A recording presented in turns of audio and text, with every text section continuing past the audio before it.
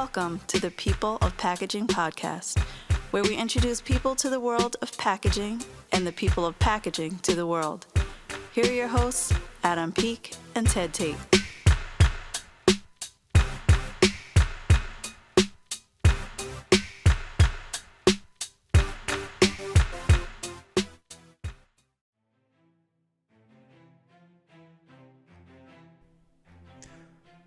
All right, well, it's another episode. I kind of sometimes feel like DJ Khaled and another one. It's so ridiculous. Don't ever let me say that again. It's another episode of the People of Packaging podcast where I get to talk with Brian Wagner from PTIS. You're going to learn all sorts of cool stuff about his journey. He's been in, started businesses. He sold a business. He went back into the same business that he sold. He's taught at schools. He has moved all around the country and all with packaging. And now at PTIS, they are creating value through packaging, offering insights and foresights, doing some incredible work with data analytics and really helping companies drive forward. And as you already know, our partner for this season, Doxalent, is doing similar things, using data to help you transform your packaging specification management through their software called Ensure. So head on over to peopleofpackaging.com, peopleofpackaging.com. Get your free ebook, first name, last name, email address. It's super easy. It's a great way to support the show, and it's an even better way to make sure that you are managing your data properly. So thanks for supporting, thanks for listening, and now let's get to this episode with Brian Wagner.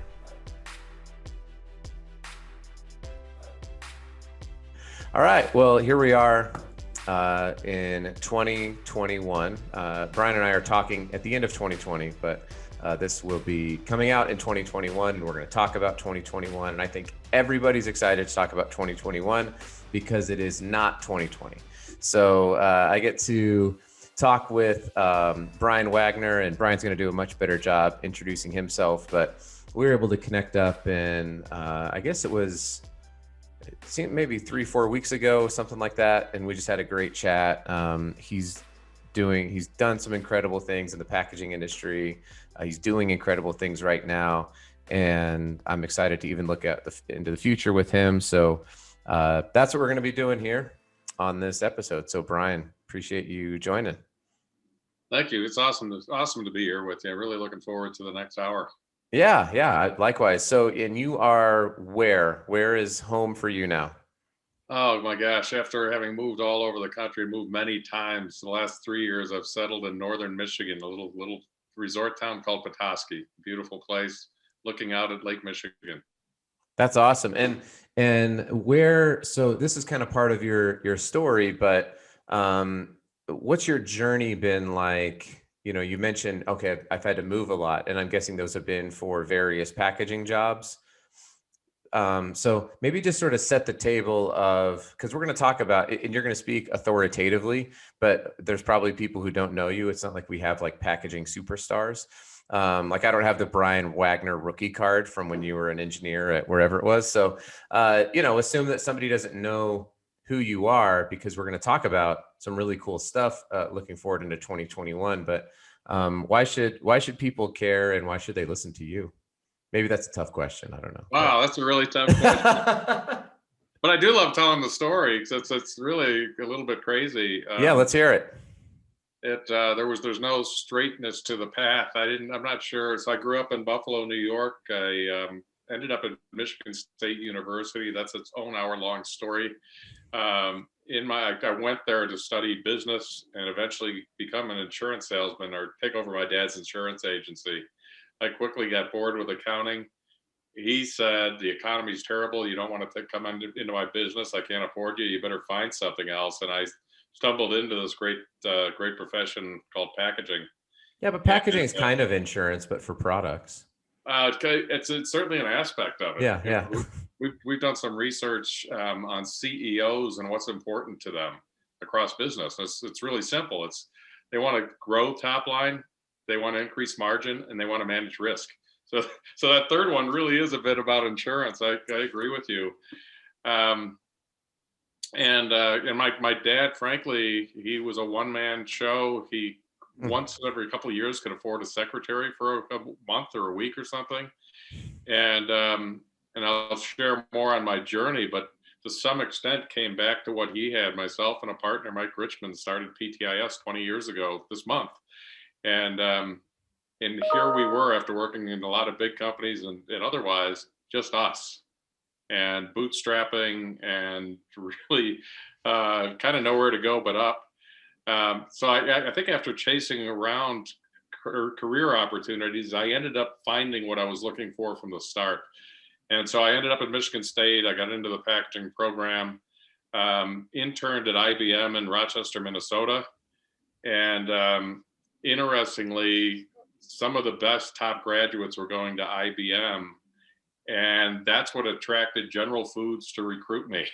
They wanted some of the best. And I don't know how I deserved that classification other than I got lucky. But when I went back to finish up my final term at Michigan State, I met my wife. I didn't even know her before that. She was from Petoskey, Michigan. So after all these crazy years, I ended up in her hometown. And that journey started. I started at Michigan State in 1979. I met her in 1983. I met my future business partner, Mike Richmond, I think in 1982. He was a professor of mine at Michigan State. Wow. And it's crazy. A lot of marriages don't work. A lot of business partnerships don't work. You got both. I got both working. And really my dad grew his little business just based on relationships and word of mouth. And that's really what's led me through my career. Been very fortunate. So the economy was terrible when I graduated in 1984. There were no jobs in the Midwest. General Foods hired me in New Jersey. Had a great experience. 2 years into it, got recruited away by Burger King in Miami, Florida. Never thought, coming from Buffalo and Petoskey, we would ever go south, but we spent 3 great years in Miami. Wow. And then our first daughter was born, and Pillsbury had just sold. Pillsbury owned Burger King. They got purchased by a company called Grand Metropolitan that later became Diageo. Mm-hmm. There was turmoil in the air every time one of these acquisitions happened. And our daughter was born, our first daughter out of 3 kids, in Miami, and we wanted to get back near family and ended up in Buffalo, New York, back home. Worked 1 year for a folding carton company with all kinds of lessons, working 7 days a week and doing everything. And then 7 years with a company called Multiform Desiccants, who trained me in sales and marketing. They flew me all over the world. I did lots of public speaking on the subject of modified atmosphere packaging. And that really launched a lot of things, except that I ran out of opportunities with the company. There was nothing else in Buffalo. I worked for a year in Chicago with Sarah Lee and global business development. And then Kellogg's came along and we moved to Michigan, Kalamazoo. And 3 years into that, they were letting people go. And off we went. Man. And so December of 2000, Mike and I got together and said, hey, let's start consulting. We frankly didn't know what we were doing. We were the sole breadwinners. We each had 3 kids, big mortgages, car payments. And that's why people will care, I think. So long story. Yeah. But the story of looking back, I don't think either Mike or I were afraid. I don't think we felt we were taking a risk. We just know we really wanted to make a difference in the industry, and we wanted some flexibility in our lives. And we put a business plan together and off we went. And frankly, I tell people we made it up as we went along early on. We didn't know what it was to be consultants. Yeah. It's funny. I remember, a couple things. When I was in college at Colorado State and getting my business degree, there was a class and they kind of went around and said, what is it you want to do when you graduate? And I think half the class said they wanted to be consultants. And I remember sitting there thinking, like, for what? Like, what are you going to do when you get out of college to consult on? I mean, you've really got to, you got to know something. I mean, you're going to know about how to get through college. Like, those are called counselors, and we have plenty of them here. It was just so interesting to me. But yeah, I mean, it can, the right consultant at the right time can become the most valuable asset for a business, I think. And the wrong consultant or, you know, an untrustworthy consultant can really kill it. So my one question about all of your moving around from Buffalo to New Jersey to Miami is, when you went to Miami, did you publicly announce that you were taking your talents to South Beach, or did you just let LeBron? Let's see, did you just let him do it? You know, back in the late 80s, there was no LeBron. Well, I know, but see, you could have been the first. You could have said, that is true. I'm taking my talents to South Beach and I'm out of the Jersey. It was from New Jersey, right? That's where you moved. Or no, Buffalo. Well, Buffalo to New Jersey, central New Jersey to Miami. Got it. So, and there's a stint in Arizona there as well, right? I mean, you've been. Yeah, so we ended up in Kalamazoo for 13 years. Yeah, with Kellogg's. With Kellogg's, and then 10 as PTIS. And then one of my 3 kids decided she was going to Arizona State. The youngest one decided he wanted to go to Arizona State. And there was this opportunity in 2009 to get in-state tuition. Mm-hmm. And at the bottom of the economy in the recession oh yeah, houses were like free in Arizona then. Go to the Sunshine and get a great deal on a house in Scottsdale. And next thing you know, our kids graduated. They moved to Texas and Florida, and we sold our house and ended up in northern Michigan, thinking we would be snowbirders, but we're mostly in northern Michigan, and the kids have since moved from Texas to Michigan and Florida to Ohio. And so everyone's migrating to the north. It's a little crazy. Yeah, that's wild. Well, I mean, I think because we have a lot of like younger people, meaning like college and recent college graduates listening, it should be exciting, I would think, to be getting into the packaging industry, especially now. And, you know, but it's not only now that it's been exciting. Like, you know, you just detailed these companies you've been able to work with, and across these, you know, from IBM to food companies to folding carton to consulting, Arizona, Michigan, Florida, like, and the jobs are just continuing to open up for people. So if you're adventurous and if you love the industry, I mean, you can kind of go do just, you know, I had a friend of mine who just took a job, and, you know, she moved because she wanted a better quality of life and, you know, more land and kind of out of the big city. And so she found a job and went and got that. So, you know, it's not like people get into the packaging industry to be like, I'm going to get super rich. Though there certainly are very wealthy people in the packaging industry who own some of these companies, but you can have a very rich life. You know, a very rewarding and fulfilling life. And it sounds like you're living that, you know, right now you're in this beautiful resort town and your wife's hometown and kids are coming close. And here you are at the pinnacle of your professional career on a packaging podcast. So the podcast for the industry, from what I'm understanding. You know, you and I have talked a little in the past about the book Halftime, Bob Buford's book Halftime, and I had a chance in 2016 to take a little sabbatical and read that book and write my own plan for the next half of my game, I suppose. He refers to football and going into the locker room at halftime. And I was an empty nester. I had sold my company. And that's the other piece of the story. We sold it and got it back in 2017. So anyway, I had a few months of sabbatical time, and I sat back and I actually considered getting out of packaging. I thought, man, I can rewrite the script right now. Why not? Mm-hmm. And after thinking about it all really long and hard, praying on it as well, it became really clear that I've got a passion for packaging. I love our industry. I've got great contacts. I've earned a little bit of wisdom that I can now share with others. And so I bucketed kind of my top 4 work passions as packaging, innovation, sustainability, and entrepreneurship. And to be able to make a difference through all of those in people's lives and in a great industry, that's just really fulfilling. Mm-hmm. Yeah, I'm right. I'm jotting down notes, by the way, if people are watching the video. But yeah, I mean, those buckets are huge, and to be able to impact people in those areas, there's no, it's not like if you only succeeded in one that you'd feel like you were a failure, but being able to succeed in all of those and have an impact there is huge.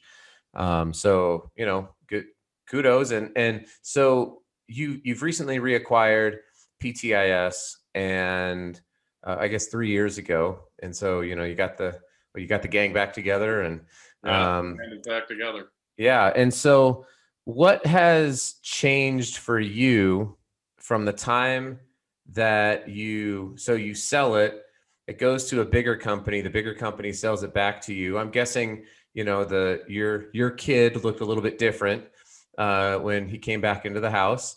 And so what's that been like to kind of restart and maybe even reinvigorate this business child that you have, this PTIS child, and what's been super exciting about that for you throughout 2020 and 2019 and the last few years?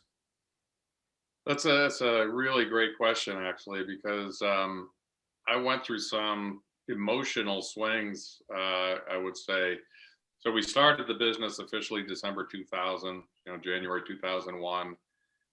We were growing like crazy. We hired somebody to help us with our strategy in 2005 because we didn't know where to go next.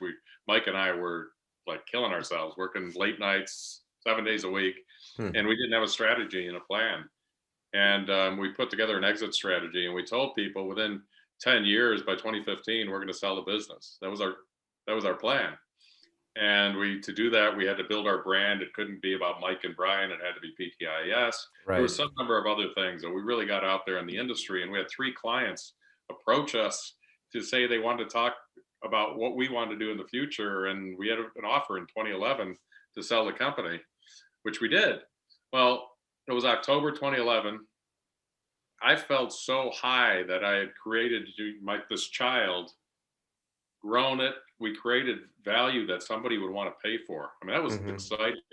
It's like in the world of sales, it doesn't get any better. Yeah, it's crazy. Well, the deal was done, and we had to become part of the parent company, and it was a letdown.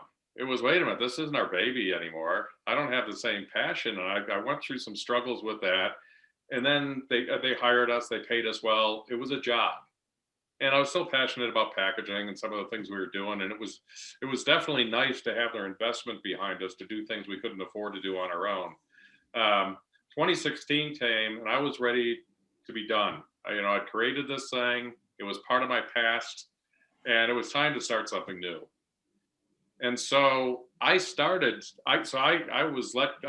fired from the company August 1st, 2016 with one other person. The rest were still there. And so I started down a path, and the phone rang in January 2017 from Mike, who I've talked about. And he said, hey, you want to get the band back together? They're getting out of consulting. Was he still there at the time? He was still there. Oh, okay. And so it was a few months later, it was actually April, we restarted PTIS, not under this other umbrella. In the meantime, the future partners got together, and we sat in a circle and said, if we get back together, what do each of us want out of this thing? Right. It's important to each of us because we're at different life stages. We can go work for somebody again. We can do other things. And the passion that developed was out of a common desire to not do it like it used to be, to look into new things, create new business models, move our passion into some cool new areas, make money in different ways, not just the fee-for-service consulting. Right. And that is really just starting to play out almost 3 years later. Yeah, I'm sure it takes some time. It's exciting. And COVID, I think, has actually, ironically, accelerated some of the progress.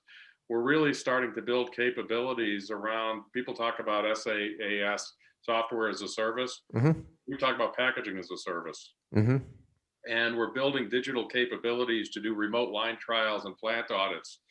We've got a partnership leveraging artificial intelligence to do market research and find new opportunities.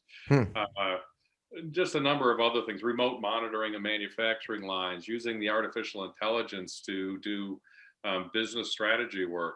we just completed a 2-month-long consumer insight study on consumer attitudes and usage behaviors around e-commerce and how they purchase food and beverage products, and how packaging might be able to improve that experience for them in the future. It's cool to see digital coming in and playing a role around sustainability and innovation and packaging. Yeah, that's awesome. So, I've got some people that I want to connect you up with who I've met here through the podcast as well, that I think you'll have as kindred spirits in this journey. Very cool.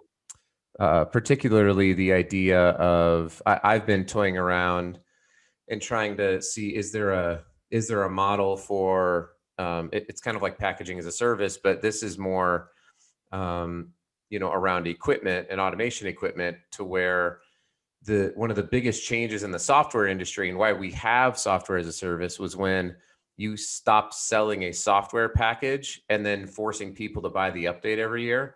You just charge them every month. So now you don't own software, you use software. And that has you think about how much that's revolutionized our buying behavior. I don't own music. I don't own any entertainment. I don't own movies really anymore. Soon enough, there's a lot of automotive companies that are getting into it, to where you won't own a car because nobody really wants to own these things. You need to use them. And so I've been trying to push that idea into the packaging space and just saying, does anybody really want to own a case erector or a label applicator? Like, is that, or do they want the thing that it does? Increases their speed to market, increases their operating efficiency, whatever, reduces costs. Like, they want the result, not the equipment. So anyway, that's a whole other conversation, but I think it does kind of dovetail into this recent newsletter that you sent out. And, for those of you who, when you get a lot out of this and you're listening to this, I'll have a link where you can sign up for Brian's newsletter, because it's not like, how sometimes you sign up for a newsletter and then you get it and you're like, that's a total disappointment. This will not be that. At least don't let me down, Brian. But super helpful. And this latest one, when we're recording here, you did with a mutual connection of ours, John Kakowski. And you guys talked about forecasts for packaging in 2021.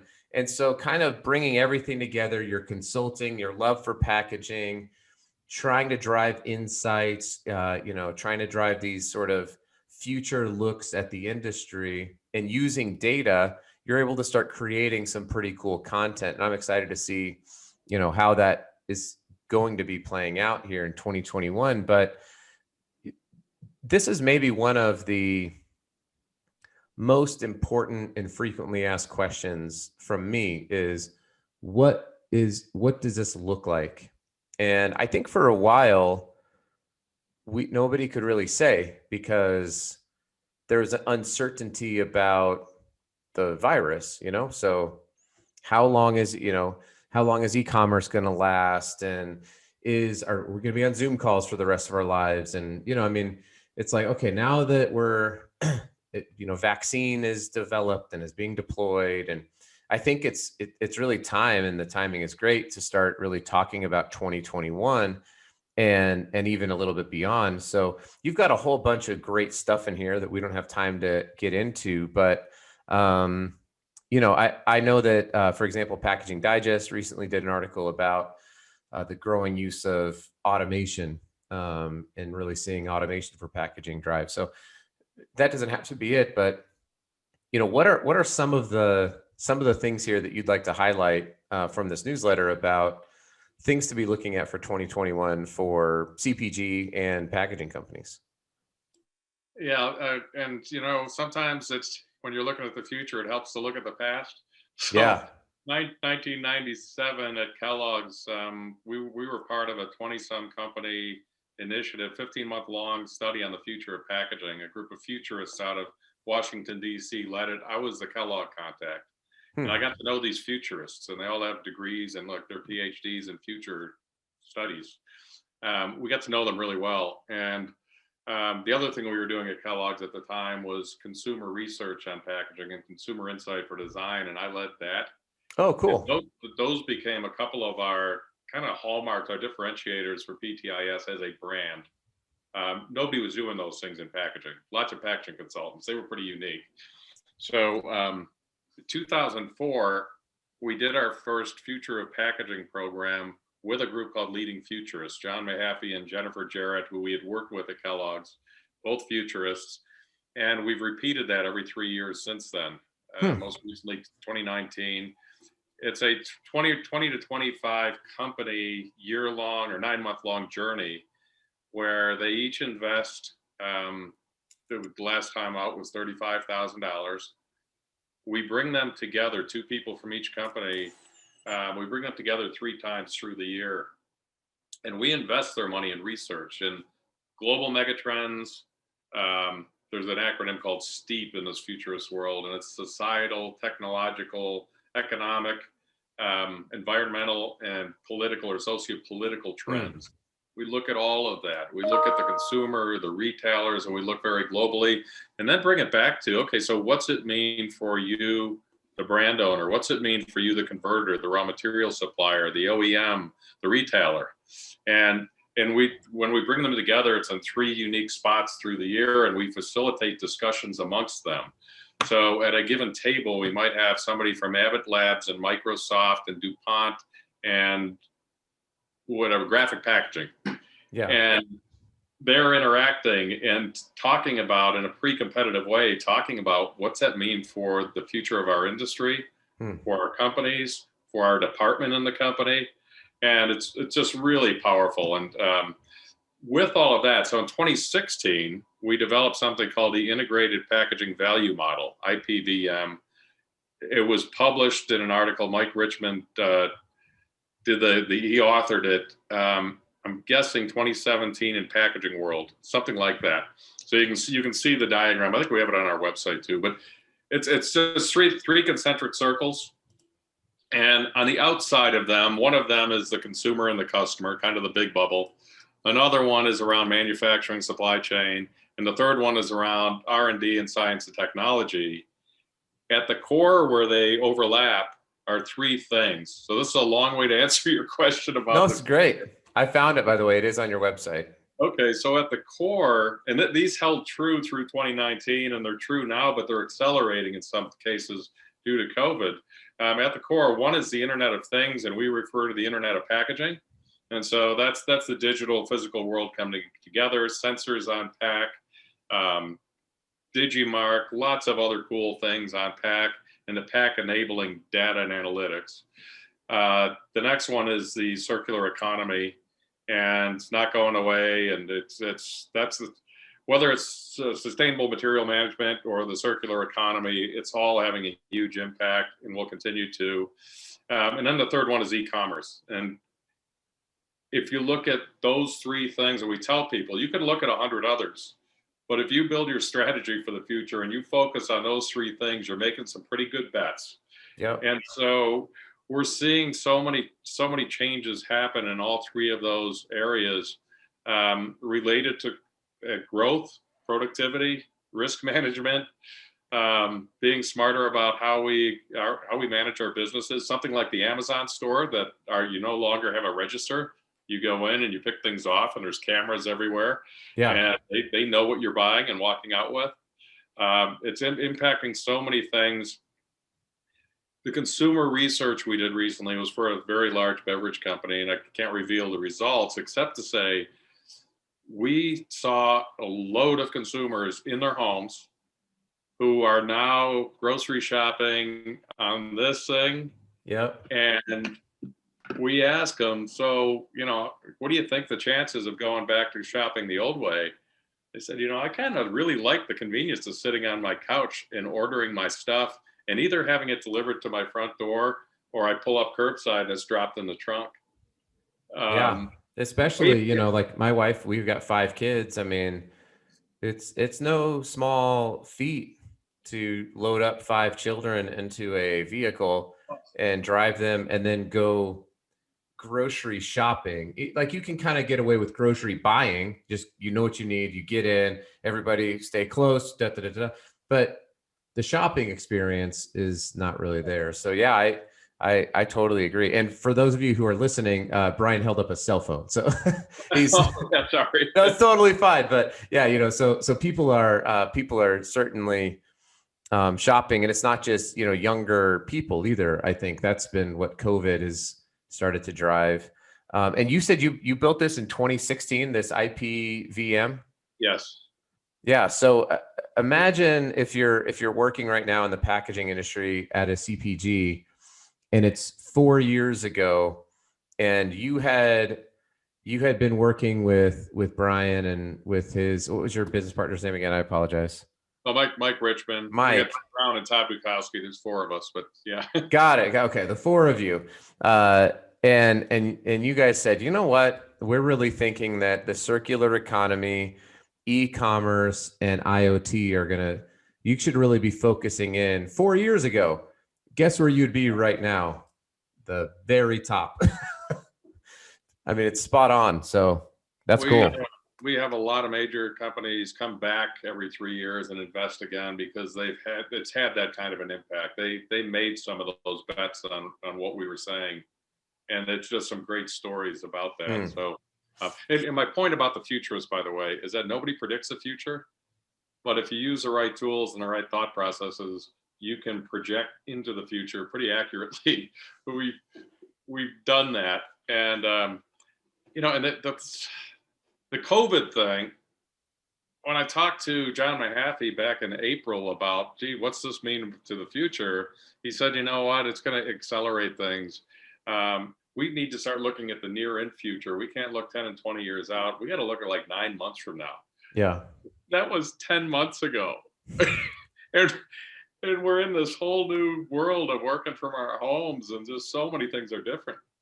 Yeah. I mean, it was, that was maybe the hardest thing for people to adjust to, I think, emotionally. I mean, outside, I don't mean to downplay this at all.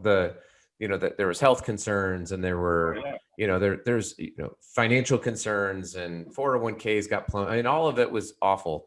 But I think this whole idea that, at least in the US and in, you know, the EU and some other countries and areas, you're just so used to planning like your summer vacation, in, you know, like, what are we going to do in 3 months or 4 months? And you could no longer plan that. And it was like shocking to the system, I think, for people to be like, I can't plan what I'm going to do.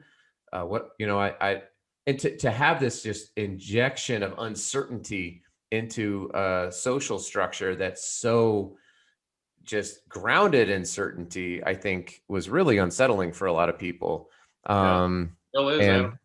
Still is. No, yeah, it still is. But I mean, I'm saying, the general sense that I'm getting is that there's certainly more hope today than there was in, say, June, you know, or July, as people are starting to get vaccinated and stuff like that. So I think that people are maybe starting to right now emerge, but you're right. It's still not, it's not certain, you know, the level of certainty when you think about the future of packaging, let's just say, and because packaging is obviously tied to consumer behavior, really closely. Well, it's 100% with, you know, CPGs and whatnot. So this whole idea that as we're kind of emerging out of this, if I'm a brand right now, I'm the first person I'm probably calling is you, because you've been doing this now for 20 years. So being able to kind of help them shift and adjust and move. And even as I'm reading through this newsletter, I'm like, holy cow, you're not saying definitely do this, but it's like, these are some trends that we think are going to start to happen in 2021 based on a lot of research, a lot of data, a lot of experience at big companies, at small companies, at converters, at whatever it is. So yeah, it's, I think the thing that when I was looking at this, the technical disruption, which is the very first one, is something that I'm starting to see a lot more of. And it looks like we got to give credit to Mike on that one. But using artificial intelligence, describe the Internet of Packaging, by the way. Tell me what do you mean by that? Yeah, so the Internet of Things, again, is a term for bringing the digital and physical world together. Sensors on pack, typically. And that can be on person. It can be on machines. It can be sensors on anything. We have the ability to monitor. Sensors are ubiquitous. They become cheaper and cheaper. We can monitor just about anything and everything. And so it's that space where the physical digital world come together. We focus on packaging, so we call it the Internet of Packaging. And again, it can be machines, it can be on pack, it can be in pack. It could be things that are monitoring, temperature, hazards, distribution hazards, shock and vibration. It can be interaction with the consumer and building a relationship.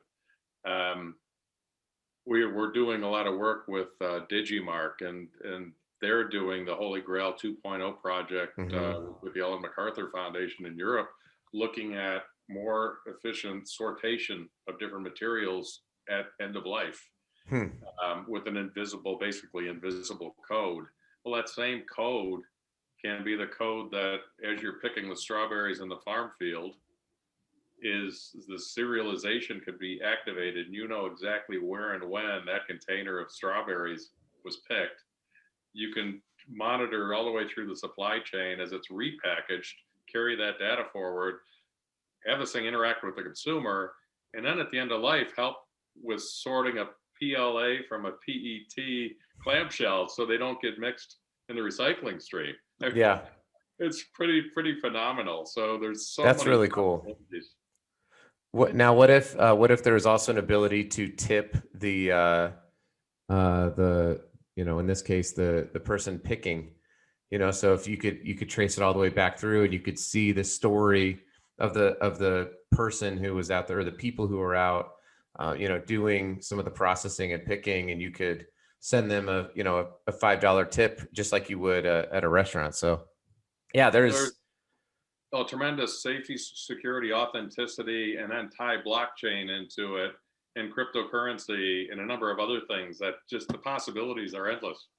Yeah. Now you lost me. No, I mean, there's once we get to blockchain and cryptocurrency, there's a lot of people who know a lot about that stuff, and I'm not like poo-pooing it, like saying like, oh, I just don't know anything about it. Someone asked me if I'd bought Bitcoin, and I was like, I don't even know I know that it goes up and it goes down in price. Yeah. I don't know why. I know nothing about it, so no, I don't own any Bitcoin. But if you want to give me Bitcoin, you can just give it to me. I know enough to be dangerous. Okay, all right. Well, that's another episode. So, yeah, and then you just have.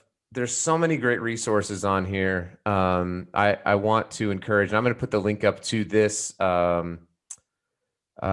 newsletter. But I want for people to be able to kind of go on and subscribe, because this is multiple episodes of you talking about all these things and bringing on you guys should just have your own podcast, to be honest. The Future of Packaging podcast. Sure. You need to make it happen. We're looking at a packaging foresight video podcast. That's in the works. All right. Well, hit me up. I don't know much, but I've figured this thing out. I love this quote, by the way, and then I got to ask you one more question that you put on here. We live in a moment of history where change is so speeded up that we begin to see the present only when it is already disappearing. I thought about this when I just recently saw a company came out with an antimicrobial and antiviral coating on corrugated boxes. Yeah. And I was like, boy, you are really late to the game on that one. And it was like, oh, it's this big deal. And then, you could go look up a report that says that COVID doesn't live on it or whatever. I mean, I don't know. It just seemed like this would have been awesome right away, but obviously stuff takes time, but I just thought it was interesting. Yeah.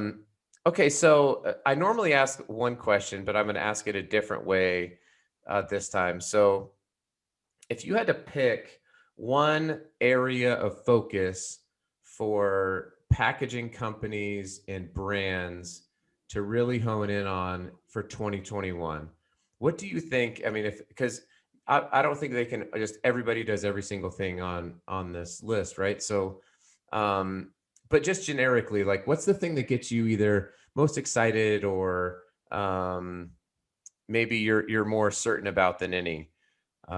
In terms of what 2021 is going to look like. Oh my gosh, there's so many things. I know.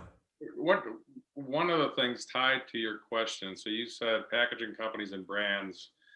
One of the things that we saw accelerating between 2016 and the integrated packaging value model and 2019, the model fundamentally changes, stayed the same. Like sustainability turned to circular economy. Mm-hmm. So that did change moderately, but we kind of wrapped the whole thing with collaboration.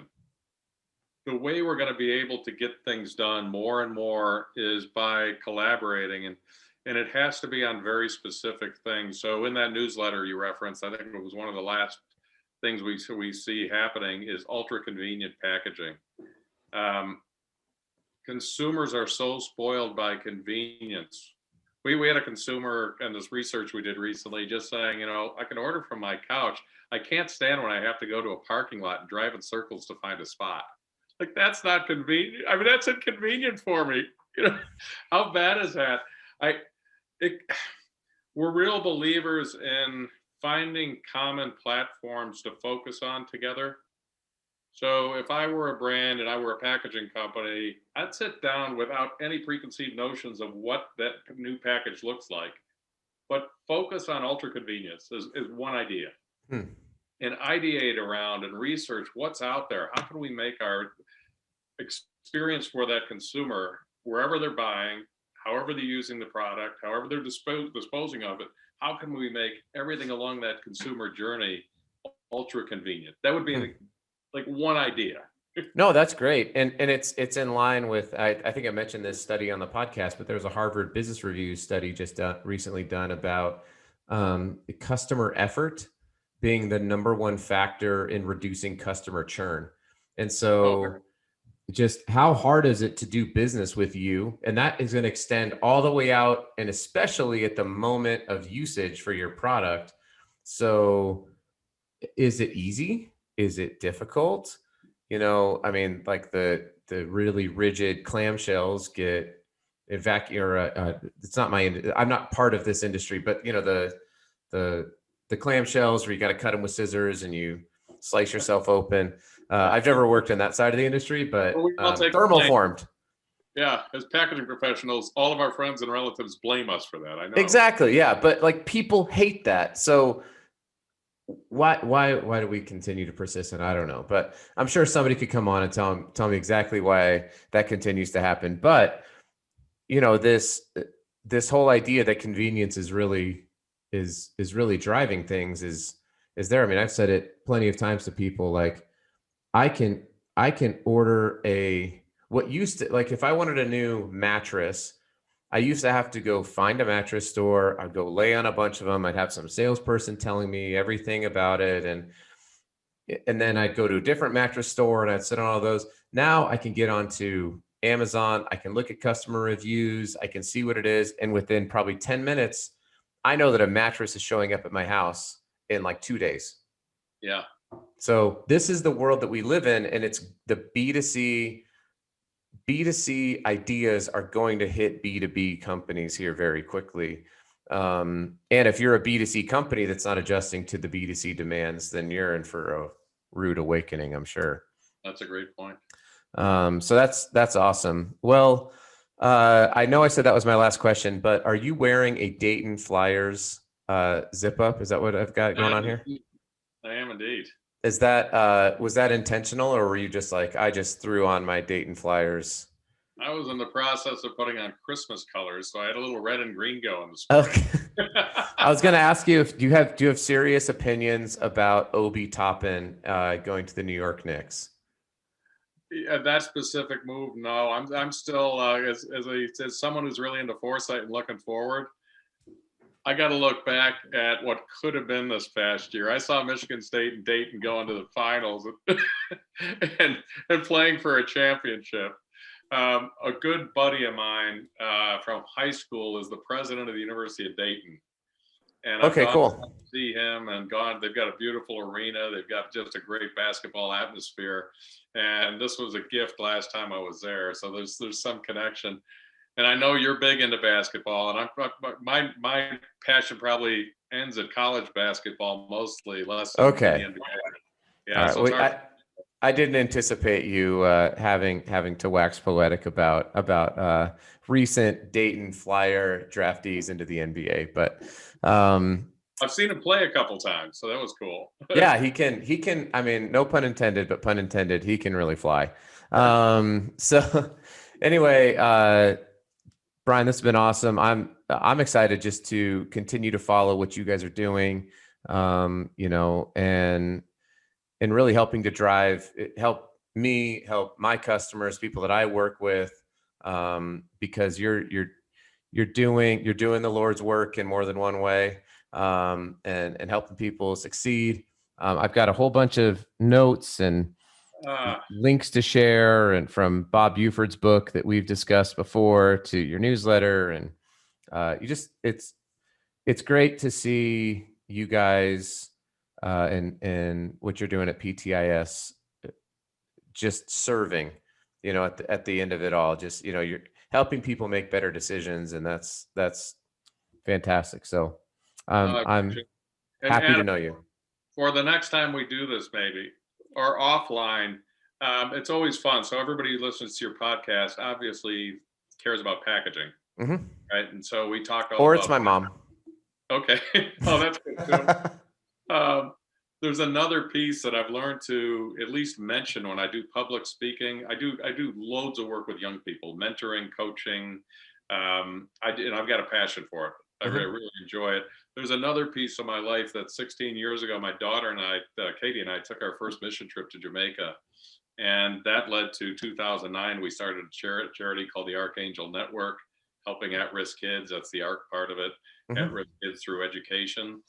And I had an opportunity to speak to a young alumni group from Michigan State, all packaging grads who were in their first 5 or 10 years. And I mentioned that to them. And this was several years ago. One of them, a guy named Pratik Lal, who's in the packaging industry. I know Pratik. Okay. At Adept. Yeah. Pratik came up to me afterwards and he said, "Hey, you showed us those little blue houses you make. What do those cost?" I said, "They're like $2,200. He said, what if the young alumni went out and raised $2,200 for you to go build a house?" 3 months later, they gave me the money. I built a house with their support. And that was one of those cool industry things that's happened. And I'm not looking for money. I'm looking for that kind of thing has led to other great follow-up discussions with people in industry about, oh my gosh, I do mission work too. Can we talk about that? Yeah. And we talk about our faith. And through a whole lot of my career, it's almost like faith was like this foreboding thing. You talk about work, you didn't mix the two. And in the last 10 years, that's changed a lot. And I'm able to talk to people about their faith and my faith and our faith. And it's really a cool piece of the industry that's kind of evolved, and it's become a big part of me too. So I hadn't thought about that before we started our conversation, but that's another cool thing. I'd love to have people follow up, challenge some of our projections, and talk about anything. Yeah. That's I've been accused before on LinkedIn of like, well, this is a business platform. And I'm like, but you act like people aren't in business. Like we have to be encouraged to bring our whole self to work. Unless you're a murderer, then leave that part of yourself at work. Leave that at home. Yeah. But for the most part, it's like, why can't we be who we are, and be fully who we are, and encourage people to do that? So yeah, I completely agree. And that's a great story. I didn't even realize that you knew Pratik. So that's a fun connection. And you should have told him. You should have said, "Yeah, it's 2,200 for one, but I'm going to challenge you to build 100." That's what you should have said.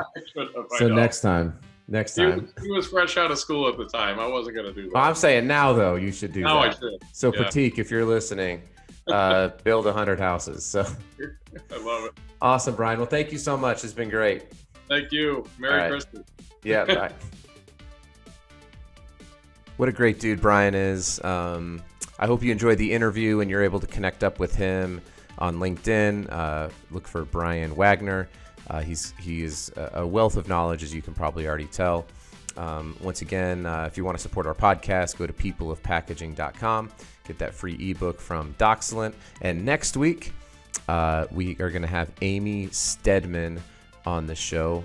Amy is helping to run a company called Future Proof, and they do some really cool things with packaging. They're blowing up and growing like crazy, so you don't want to miss that interview with Amy Stedman.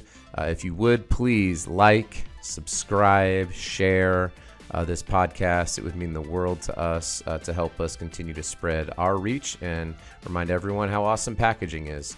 So until next week, make it a great day.